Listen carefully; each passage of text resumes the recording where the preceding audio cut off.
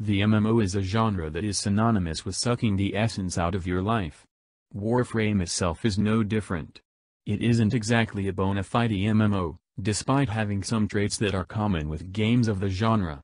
If anything, Warframe is often put side by side with Destiny, another game with MMO elements despite not being labeled as an MMO by its developers.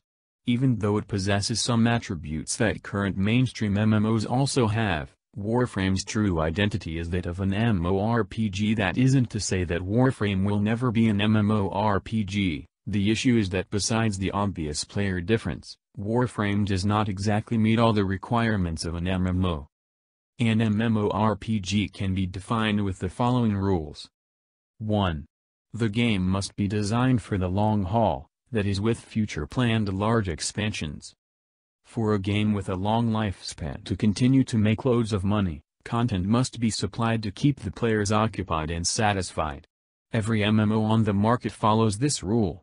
Warframe, although it receives free updates every few months, does not receive expansions of the same caliber as any MMO would, although the open-world zone added by the recent Plains of Eidolon update could be considered an MMO-scale addition. Warframe's grind cannot be considered a substitute for the actual content that a typical MMO expansion delivers, because grind creates the illusion that you're accomplishing something, when really you're sitting at your desk waiting to get the thing you want. The updates that Warframe receives are more often than not a more things to kill shit with patch than an MMO-esque expansion, but to be fair, the Plains of Eidolon is Warframe's first MMO-esque update, so only time will tell if similarly sized additions will follow. Technically speaking, Warframe does meet the requirement of being designed for longevity since it does receive somewhat periodic updates, but to compare it to MMOs simply because it meets this requirement would be like comparing the Canadian dollar to the euro. 2. The game must have an expansive lore to go with it. World of Warcraft is a prime example of this. To the game's credit, it's been out for well over 12 years, so you'd expect its story to have been built upon greatly. Warframe, although possessing potential to be delved upon, as shown with the currently in progress comic book series, hasn't really had that much time put into deepen its lore. Granted, not every MMO has a massive super complex story behind it, but even then, it's typically something with more depth than Space Ninja piloted by Space Child murders things in space. The lore is what keeps players invested in addition to the already in place gameplay. Addiction to playing the game can only get you so far, as a player can easily become bored of doing the same thing over and over in an MMO, aka being burned out on grind. Having an engaging story is what helps a player stick to what would otherwise be a flat game.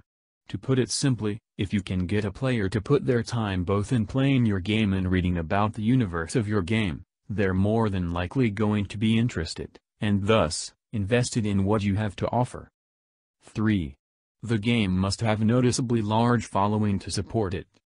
Although Warframe has been in the top 5 most popular free-to-play titles on Steam for quite a while now, its growth has been rather slow given that other games higher up on the list have garnered most of the attention in the free-to-play space, not to mention that Warframe's advertising hasn't really been that impactful until now. Even if Warframe had a top-notch advertising campaign, it's limited by the fact that the game is free-to-play.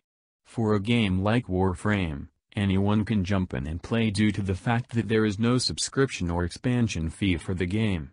However, because the game is free-to-play, Warframe is always under the threat of potentially going pay-to-win, or completely abandoned should things go sour for the developers.